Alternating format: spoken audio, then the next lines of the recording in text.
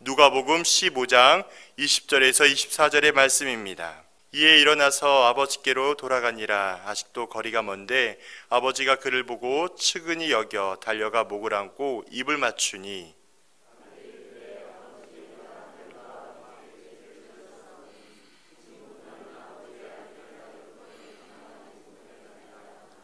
아버지는 종들에게 이르되 제일 좋은 옷을 내어다가 입히고 손에 가락지를 끼우고 발에 신을 신기라.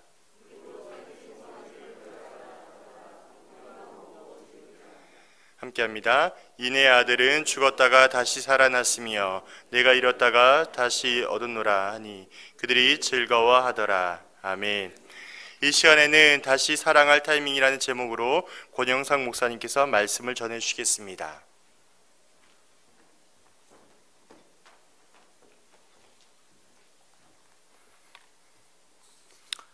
소풍교회 성도 여러분 반갑습니다.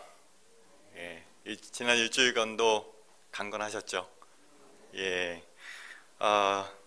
코로나 사태가 여전히 있지만 조금씩 그리고 조심스럽게라도 일상으로 찾아가는 모습을 보이고 있어서 얼마나 감사하고 다행인지 모르겠습니다. 저는 성도 여러분과 함께 어차피 인생은 타이밍, 어인타라는 주제를 가지고 은혜를 나누고 있는데요.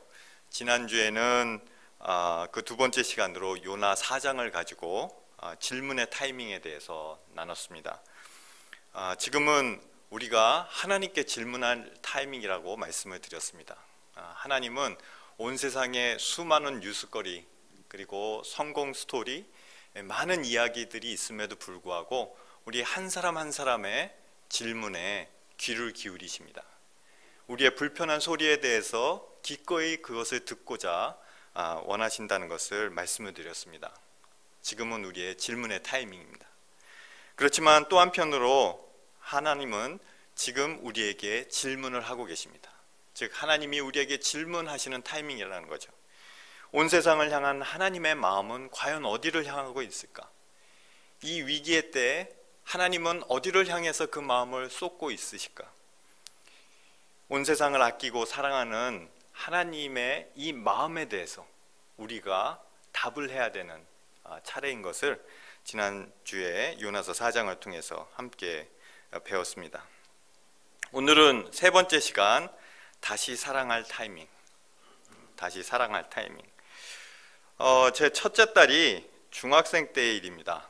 어느 주말 저희가 가족 이제 5 식구인데 어떻게 하다 보니까 이제 그 딸과 단둘이 있게 되는 상황이 됐습니다. 오후인데 딸과 같이 이제 집에 있는데 윗집에서 굉장히 크게 싸우는 소리가 들리는 거예요. 가만히 들어보니까 마침 또 위에 그 아빠와 딸이 그렇게 싸우는 것 같더라고요. 근데 그냥 싸우는 게 아니라 굉장히 치열하게 싸우는 거예요. 막 뭐 욕도 하고 뭐 깨지는 소리도 들리고 난리가 아닌 겁니다. 한 1시간 정도 그렇게 진행이 되는 거예요. 그래서 그거를 이제 1시간 동안 딸과 같이 있으면서 그 마음속으로 이런 생각을 했습니다. 딸한테는 절대 얘기 안 하고 제 마음속에 어떤 생각이 드냐면, 야, 저 소리 듣고 우리 딸이 얼마나 자기가 좋은 부모와 살고 있는지 좀 깨달았으면 좋겠다. 그런 생각을 했어요. 차마 말은 못했죠. 근데 이제 딸이 외출 준비를 마치고 현관문 앞에 딱 서면서 저한테 뭐라고 얘기를 하냐면, 아빠 고맙죠? 착한 딸하고 살고 있어서. 그걸 깜짝 놀랐어요. 그걸 뭐라고 답을 할 수가 없더라고요. 부모와 자식 사이에 서로 이렇게 엇갈리더라고요. 생각도 엇갈리고 서로 마음도 엇갈리고, 특별히 자식 키우시는 부모들 입장에서는 자식이 내 마음 같지 않을 때가 참 많아요. 특별히 요즘 같은 경우에 이 코로나 사태로 자식들이 학교를 안 가는데 부모들이 아우성입니다. 제가 들어보니까 제발 학교 좀 가라. 제발 학교 좀 가라. 이건 뭐 그 자녀 숙제가 내 숙제가 되고, 온라인 클래스라고 하기는 하지만은 결국은 그 부모가 잡아주지 않으면 안 되고, 뭐 내 마음 같지가 않은 거예요. 좀 알아서 좀 해줬으면 좋겠는데 조금 그 집중하는 듯 하다 보면은 나와 있고 뭐 이게 관리가 안 되고, 또 그 자식이 하나만 있으면 그나마 괜찮은데, 제가 그 지난주에 그 아들 셋인 그 집에 이제 같이 사역하는 동료 간사님을 만났어요. 난리가 아니랍니다. 이제 부부와 같이 얘기를 하면서, 야, 우리가 어느샌가 우리 이제 남편과 아내가 항상 화가 나 있는 우리가 왜 이렇게 계속 화가 나 있지? 예, 그런 얘기를 하는 얘기를 들었습니다. 자녀가 내 맘 같지가 않아요. 그리고 지혜로운 부모가 된다는 것, 자녀를 깊이 사랑해야 된다는 건 아니지만 사랑하죠. 사랑하지만은 순간순간마다 그 불끈불끈 솟아오르는 이 자녀에 대한 열불, 감당이 안 됩니다.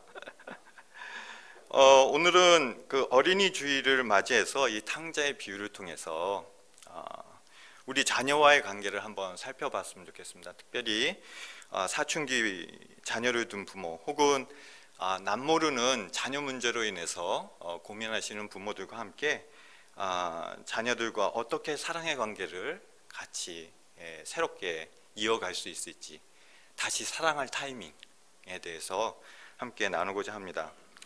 이 비유는 멀쩡히 살아있는 아버지의 유산을 미리 상속받아서 먼 나라로 떠나는 둘째 아들의 이야기로부터 비유가 시작을 합니다.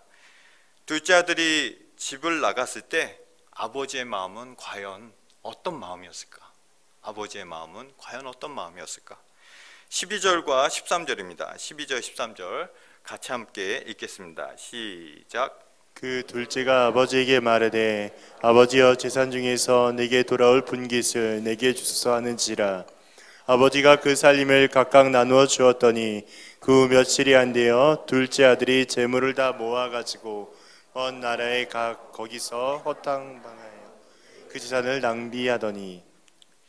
멀쩡히 살아있는 아버지한테, 아버지 저한테 돌아올 재산, 그 아버지 어차피 돌아가시면 저한테 오게 될 텐데 그 재산, 그 상속을 미리 받았으면 합니다. 오늘날에도 사실은 그 살아있는 부모한테 가서 저 재산 좀 미리 물려주십시오 이렇게 얘기하는 건 진짜 그 불효막심한 이야기죠. 당시에는 더 그런 의미를 담고 있습니다. 이거는 아버지가 좀 빨리 죽었으면 좋겠습니다, 뭐 이런 말인 거거든요. 부모 자식 간에도 할 수 있는 말과 하지 못할 말이 있는데, 이 말은 진짜 해서는 안 될 말이었던 겁니다. 그렇다면 이 불효막심한 이 아들, 제3자가 들어도 진짜 열불나는 이 말을 하고 있는 아들을 향한 아버지의 마음은 어땠을까가 질문입니다. 여러분이 아버지였다면 어떤 마음이 들었을까요? 지금보다 훨씬 더 봉건적인 사회였습니다. 봉건적이라는 말은 상하 지위관계 혹은 사회적인 어떤 신분의 격차, 나이 차이, 이것이 굉장히 중요한 시대였다는 겁니다. 지금보다 훨씬 체면이 밥 먹여주는 그런 시대였습니다. 그런데 그런 시대 속에서 나이 든 아버지가 아들에게 아버지 그냥 빨리 돌아가셨으면 좋겠습니다, 이 말을 들었을 때 아버지가 감당해야 될 정서적, 감정적 그 어려움과 그 무게를 우리는 상상하기가 어렵습니다. 도대체 아들을 어떻게 키웠길래 이런 소리 없는, 들리지 않는 비난의 소리를 오늘날의 시대와는 비교할 수 없을 정도의 무게로 아버지는 느끼지 않았을까요? 부모로서의 자괴감, 슬픔, 분노, 이런 마음을 느꼈을 거라고 생각을 합니다. 하지만 이런 아버지의 마음을 아는지 모르는지 이 둘째 아들은 아버지의 재산을 받자마자 먼 나라로 떠나게 됩니다. 성경에 보면은 먼 나라라고 그렇게 지칭이 되어 있습니다. 어떤 나라라고 구체적으로 지칭하고 있지는 않지만은 먼 나라라는 의미는 단순히 그냥 다른 나라를 의미하는 게 아니에요. 이 먼 나라라는 의미에는 이 아들이 마침내 아버지의 가정 안에 있었던 모든 가치관, 신앙, 모든 문화와는 거리가 멀어진, 지리적 거리만이 아니라 영적, 심리적, 문화적 거리를 완전히 결별하는 그런 이별을 했다라는 의미로 받아들여야 되는 것입니다. 따라서 아들은 그냥 지리적으로만 멀어진 것이 아니라 심적으로, 영적으로, 정서적으로, 문화적으로 지금까지 아버지의 가정 속에서 당연하게 여겼던 모든 가치관과 그 원칙과 그 공감대와 그 문화로부터 멀어지는 그런 결정을 했다라고 볼 수 있습니다. 저 역시 자녀가 이렇게 먼 나라로 떠나는 것 같은 그런 느낌을 받았던 적이 있습니다.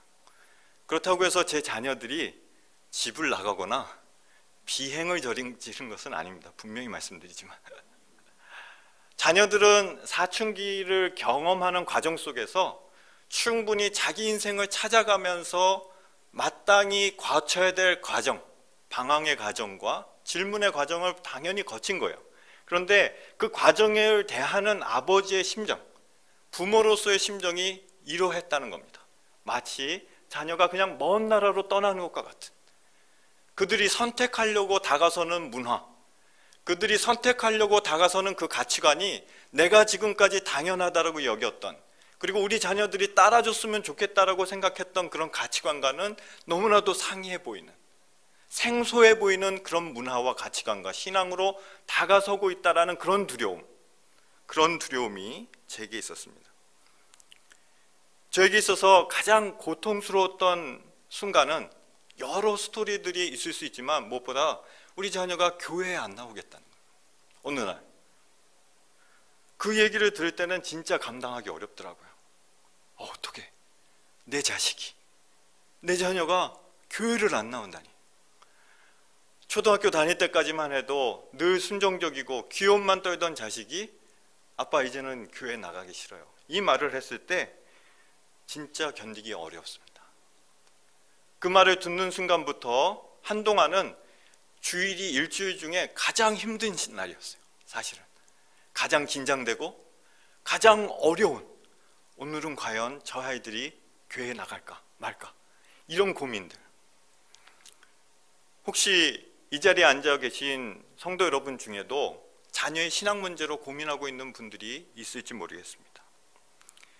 여러분이 그런 어려움을 경험하는 중에 어떤 고통이 있으셨나요? 차라리 목사가 아니었더라면, 내가 차라리 목사가 아니었더라면 하는 이런 자괴감이 저를 굉장히 힘들게 만들었습니다. 내가 부모로서 뭘 잘못했길래, 그동안 무엇을 잘못했길래 라고 스스로 자책하는 마음, 굉장히 힘든 싸움이었습니다. 하지만 자녀 문제로 고민하고 어려워하는 부모들에게 있어서 더 특별히 이런 고통과 자책을 더 힘들게 하는 원인들이 있답니다. 그 원인은 바로 부모의 비현실적인 믿음이에요. 부모의 비현실적인 믿음. 이 비현실적인 믿음이라는 건 뭐냐면 변하기 쉬운 사람과 상황에 대해서 믿음의 대상을 삼는 거예요.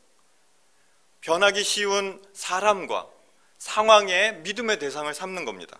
예를 들면 이렇게 기도하는 거죠. 내가 열심히 기도하면, 내가 충분히 믿으면, 확고히 믿으면 내 자녀가 반드시 변화될 것을 믿습니다. 이 상황이 모두 다 해결될 것을 믿습니다. 이런 믿음인 거예요. 이런 기도는 믿음에 대한 대상이 사람과 상황에 가 있어요. 딸로 인해 깊은 고통을 오랫동안 경험했던 한 CCC 간사님의 간증이 저에게 많은 힘이 됐습니다. 이분의 딸은 반복해서 자살 충동, 마약 중독, 정신질환으로 엄청 고생을 했어요. 자녀가 셋이었는데 그 중에 가운데 둘째 있는 자녀가 그런 어려움을 겪었습니다. 매일매일이 긴장 상태예요. 긴장 상태. 다음은 그 간사님의 간증 내용입니다. 간사님이 이렇게 간증합니다. 엄마로서 나는 오랫동안 딸이 온전히 낳게 될 믿음을 간절히 붙들었습니다. 내 딸이 언젠가는 거듭나 자신을 향한 삶의 목적을 알고 그 이름이 담고 있는 소망 가운데 살게 될 것을 간절히 믿었습니다. 어느 부모가 이런 소망을 가지지 않았을까요? 때로는 이런 나의 간절한 기도가 응답되고 딸이 나아 보이는 것처럼 보이는 순간도 있었습니다. 그러나 이내 딸의 상태는 더 나빠지고 저 역시 더 깊은 좌절에 빠져들었습니다. 그야말로 한 발 앞으로 나가면 다시 두 발 뒤로 물러서는 그런 상황이었습니다. 딸에 대한 나의 믿음과 기대가 높을수록 나의 절망과 좌절은 더 깊어졌습니다. 그런데 이 엄마가 이런 반복되는 좌절의 악순환을 벗어나는 계기가 있었다고 합니다. 그것은 바로 이 딸에 대한 기대, 변화될 상황에 대한 믿음보다는 변하지 않는 하나님에게 자신의 믿음을 두기로 작정했을 때라고 합니다. 이런 거죠. 딸이 신앙을 갖게 되지 않는다 할지라도, 딸이 앞으로 예수를 믿지 않는다 할지라도 하나님은 여전히 나의 딸을 사랑하시고 돌보신다. 딸이 마약 중독과 자살 충동에 여전히 헤어나오지 못한다 할지라도 하나님은 여전히 모든 상황을 주관하고 계신다. 우리 딸에게 무슨 일이 일어난다 할지라도 우리 딸을 하나님의 사랑으로부터 끊을 수는 없을 것이다. 이것입니다. 사랑하는 소풍교회 성도 여러분, 여러분의 믿음과 소망의 대상이 변할 수 있는 사람과 상황이 되지 않기를 바랍니다. 설령 그 대상이 여러분의 목숨보다도 소중한 자녀들이라 할지라도 말입니다. 오히려 변함없이 신실하신, 변함없이 충성스러우신 하나님께 집중하시기 바랍니다. 하나님이야말로 우리의 믿음과 우리의 소망과 우리의 기대를 두시기에 합당하신 우리의 믿음의 대상인 것입니다. 그분의 사랑에는 후회함이 없습니다. 그분은 결코 우리를 실망시키지 않습니다. 그분은 결코 우리에게 거짓으로 우리를 대하지 않습니다. 우리가 붙들어야 될 약속은 바로 이것입니다. 로마서 8장 38절 39절입니다. 같이 한번 읽겠습니다. 로마서 8장 38절 39절 읽겠습니다. 시작. 내가 확신하노니 사망이나 생명이나 천사들이나 권세자들이나 현재일이나 장래일이나 능력이나 높음이나 깊음이나 다른 어떠한 피조물이라도 우리를 우리 주 그리스도 예수 안에 있는 하나님의 사랑에서 끊을 수 없느니라. 자식이 내 마음대로 되지 않아서 마음에 조바심이 있고 그리고 속절없이 마음이 무너지고 있는 부모님들이 붙들어야 될 대상은 자녀의 변화가 아니라 하나님이신 것입니다. 변하지 않는 남편의 신앙을 변화되도록 간절히 기도하고 있는 아내들이 믿음의 대상으로 삼아야 될 것은 남편 자체가 아닌, 남편 신앙이 아닌 하나님인 것입니다. 하나님에게 여러분의 신뢰의 대상을 두시기 바랍니다. 이렇게 떠나버린 둘째의 이야기는 우리가 너무나 잘 알고 있습니다. 먼 나라에 가서 아버지의 유산을 탕진하는 데는 그렇게 오랜 시간이 걸리지 않았습니다. 그리고 결국에는 그 나라에서도 가장 천한 직업을 얻기도 쉽지 않은 그런 처지까지 내몰리게 되었습니다. 그런 처지까지에 이르러서야 이 둘째는 다음과 같이 말합니다. 17절에서부터 19절입니다. 17절에서 19절 같이 읽겠습니다. 시작. 이에 스스로 돌이켜 이르되 내 아버지에게는 양식이 풍족한 품꾼이 얼마나 많은가. 나는 여기서 줄여 죽는구나. 내가 일어나 아버지께 이르기를 아버지 내가 하늘과 아버지께 죄를 지었사오니 지금부터는 아버지의 아들이라 일컬음을 감당하지 못하겠나이다. 나를 품꾼의 하나로 보소서 하리라 하고. 이제 집을 떠났던 둘째 아들을 아버지가 어떻게 맞이하는지 한번 살펴봤으면 좋겠습니다. 아버지의 태도, 아버지의 말을 통해서 그 아버지가 어떻게 자녀를 맞이하는지 살펴보겠습니다. 20절입니다. 20절 같이 읽어보죠. 시작. 이에 일어나서 아버지께로 돌아가니라. 아직도 거리가 먼데 아버지가 그를 보고 측은히 여겨 달려가 목을 안고 입을 맞추니. 먼저는 아직도 거리가 먼데, 아직도 거리가 먼데, 이 표현이에요. 아직도 거리가 멀음에도 불구하고 돌아오고 있는 아들을 재빨리 발견하는 그 아버지의 모습. 어떻게 아직도 거리가 먼데도 불구하고 아버지는 그렇게 일찍 둘째 아들이 돌아오고 있는 모습을 누구보다 먼저 발견하고 달려갈 수 있었을까? 답은 둘째 아들이 나가는 날부터 아버지는 아들을 기다렸습니다. 아들이 돌아올 것을 간절히 기다렸습니다. 둘째 아들이 나가고 난 다음부터 아버지의 유일한 일상은 돌아올 아들을 기다리며 아들이 돌아올 길을 바라보면서 언제나 돌아오는지 끊임없이 하염없이 아들을 기다리는 것이었습니다. 그렇지 않고는 거리가 아직 멀음에도 불구하고 아들을 그렇게 일찍 발견할 수가 없는 것입니다. 누구보다 먼저 아들을 발견할 수 있었던 것, 그것은 하염없이 끊임없이 기다리고 있는 아버지의 마음이 있었기 때문에 가능한 것이었습니다. 두 번째는 이 남노한 차림으로 돌아오고 있는 둘째 아들을 향해서 어떻게 다가섭니까? 아버지는 전속력으로 달려갑니다. 전속력으로. 그 당시에는 유대 사회에서 다 큰 성인이 뛴다는 것은 상상할 수도 없는 일이었습니다. 전쟁이 나서 목숨의 위협을 받아서 도망가는 상황이 아닌 한 다 큰 성인이 뛰어가는 것은 이거는 완전히 채신머리 없는 행동이었습니다. 하지만 돌아온 아들을 맞이하기 위해서 달려가는 아버지에게는 이런 사회적인 터부는 아무런 문제가 되지 않았습니다. 그는 전력으로 달려가 아들을 안아줬습니다. 그것은 바로 아들을 어떻게 받아들이겠다라는 아버지의 온몸으로의 표현이에요. 그것이 바로 사랑입니다. 그것은 천마디 말보다도 강력한 메시지가 되었을 것입니다. 아버지의 사랑은 그 정도로 절절한 사랑이었어요. 그리고 마지막으로 아들과의 대화예요. 21절과 22절이에요. 21절, 22절 같이 한번 읽겠습니다. 시작. 아들이 이르되 아버지 내가 하늘과 아버지께 죄를 지었사오니 지금부터는 아버지의 아들이라 일컬음을 감당하지 못하겠나이다 하나 아버지는 종들에게 이르되 제일 좋은 옷을 내어다가 입히고 손에 가락지를 끼우고 발에 신을 신기라. 아버지 내가 하늘과 아버지께 죄를 지었사오니 지금부터는 아버지의 아들이라 일컬음을 감당하지 못하겠나이다. 나를 품꾼의 하나로 보소서 하리라. 예, 18절 19절도 같이 읽으셨는데요. 비교를 해보시라고 제가 같이 올린 것입니다. 사실은요, 이 둘째 아들이 먼 나라에 있을 때부터 돌아가기 전에, 아버지께 돌아가기 전에 아버지에게 할 말을 미리 준비했어요. 내가 이렇게 말하겠다. 18절 19절에 그 말을 준비한 거예요.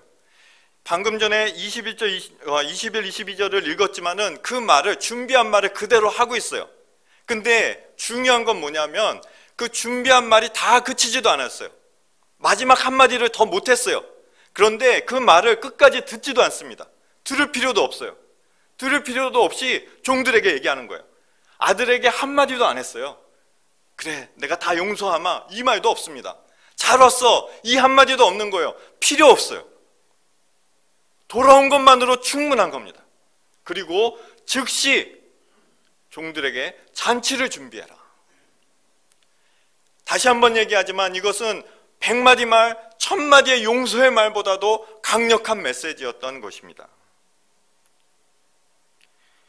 무엇보다 중요한 것은 돌아온 아들이 이러한 아버지의 말과 행동을 통해서 무엇을 느꼈냐는 거예요. 도대체 무엇을 느꼈을까? 그것은 아버지의 확고하고도 변함없는 사랑일 것입니다. 아버지의 후회 없는 용서일 것입니다. 아버지의 넓은 마음, 넓은 품일 거예요. 이것을 온몸으로 느낄 수밖에 없었을 것입니다. 그것이 아버지가 이 둘째 아들에게 보여준 사랑이에요. 어린이 주일을 맞이해서, 그리고 우리 자녀를 우리 자녀들을 위해서 우리의 마음이 이 마음을 닮아야 된다는 것 맞습니다. 그렇지만 제가 강조하고 싶은 것은 이런저런 자녀의 문제 때문에 고민하는 부모에게 정말로 필요한 것은 이런 방법, 저런 시도가 아니라는 거예요. 물론 그런 것들 필요합니다. 그렇지만 그 이전에 무엇보다 더 필요한 것은 바로 여러분도 이런 풍성한 하나님을 경험하셔야 된다. 여러분이 이런 풍성한 하나님의 위로와 변함없는 하나님의 조건 없는 사랑, 그 용서하심을 부모가 먼저 경험하셔야 된다는 거예요. 하나님의 사랑이 얼마나 위대하고 얼마나 확고하며 얼마나 변함없으며 그 사랑이 얼마나 품이 넓은지, 그것을 부모 스스로가 먼저 경험하셔야 될 필요가 있다는 것입니다. 온갖 불안과 자책으로 시달리는 부모에게 무엇보다 필요한 것은 바로 변함없이 신실하신 이 하나님의 사랑이에요. 왜냐하면 여러분은 부모이기 전에 하나님의 자녀이기 때문에 그렇습니다. 여러분이 위로받지 않고는, 여러분이 격려받지 않고는, 여러분이 하나님의 사랑과 용서를 경험하지 않고서는 여러분의 힘과 여러분의 의지로 자녀를 사랑할 수 없습니다. 자녀를 용서할 수 없습니다. 앞에서 소개한 CCC 간사님이 부모가 하나님의 사랑을 경험하는데 도움이 되는 3가지 진리를 나눠주셨습니다. 그 3가지 진리를 간략하게 나누고 싶습니다. 첫 번째 진리는 바로 당신은 혼자가 아닙니다. 당신은 혼자가 아닙니다. 겉으로는 다 괜찮은 것 같지만은 결코 섣불리 이야기할 수 없는 자녀 문제로 고민하고 있는 부모들이 이 세상에 얼마나 많은지 모릅니다. 자녀와의 갈등, 신앙 문제, 주일 성수 문제, 이런 부분으로 고민하고 있는 저에게 사실은 가장 위로가 되었던 것은 동일한 고민을 하고 있는, 아니 나보다 훨씬 더 어려운 환경 속에서 믿음으로 살아가고 있는 부모의 모습을 보면서 많은 격려를 받았습니다.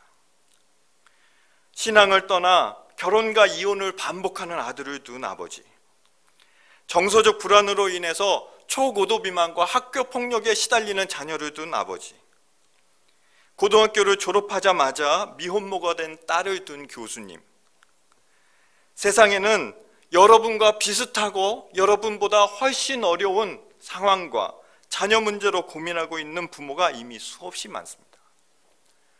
부모 여러분, 여러분은 결코 혼자가 아닙니다.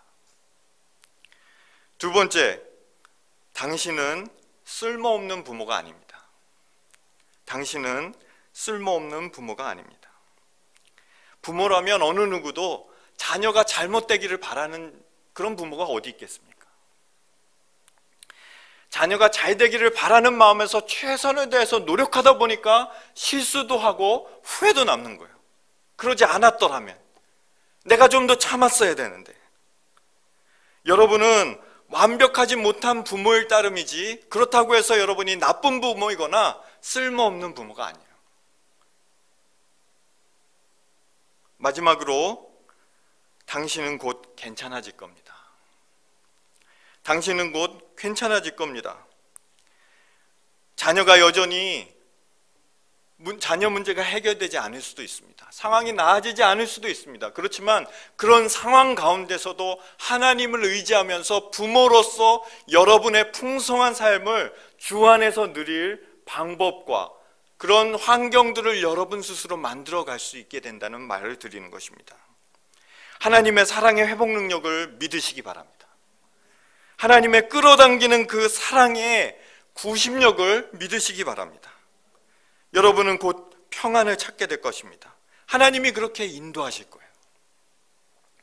사랑하는 성도 여러분, 특히 자녀 문제로 고민하고 있는 부모 여러분, 자녀 양육 문제로 마음이 흔들리고 불안할 때마다 이 3문장을 외치시기 바랍니다. 조용히 외치시기 바랍니다. 이 3문장이 여러분의 마음에 자리 잡을 때까지 반복해서 외치십시오. 특별히 하나님이 너는 혼자가 아니란다. 너는 쓸모없는 부모가 아니란다. 너는 곧 괜찮아질 거야. 라는 말씀을 하신다라고 생각하면서 주님의 위로라고 받아들이면서 하나님의 위로와 사랑을 경험하시기를 바랍니다. 여러분은 충분히 그럴 자격이 있습니다. 한동안 신앙에 방황을 했지만 지금은 조금씩 신앙 안에서 성장하고 있는 제 딸이 자신의 인스타그램에 나눈 묵상을 나누면서 설교를 마무리하고자 합니다. 백골낭망의 은혜. 죽어 백골이 된 뒤에도 은혜를 잊을 수 없음. 실패와 좌절을 통해 배워가는 나의 진면목, 내 여심, 내 결심, 내 자신감이 전부가 아니라는 것. 내 최선으로 신앙생활을 잘할 수 없다는 것. 내 진심을 다한 결심조차 수없이 무너지는 연약한 존재라는 것. 그때 내가 할 수 있는 최선은 하나님을 사랑하는 것. 내 최선은 하나님을 붙드는 것. 절대적인 은혜, 무한한 그 사랑에 기대는 것.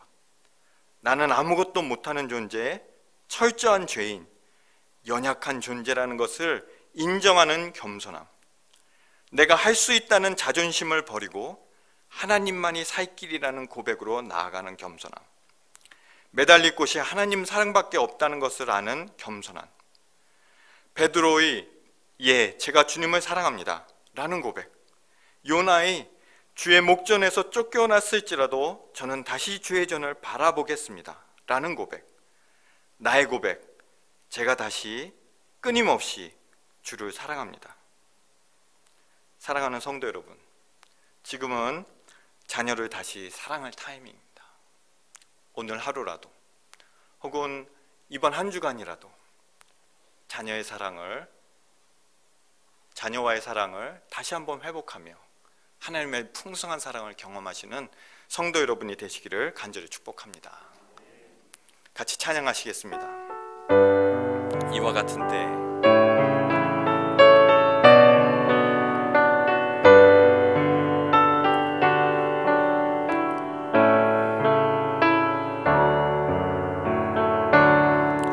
이와 같은 때에 난 노래하네 사랑을 노래하네 주님께 이와 같은 때에 손 높이 드네 손 높이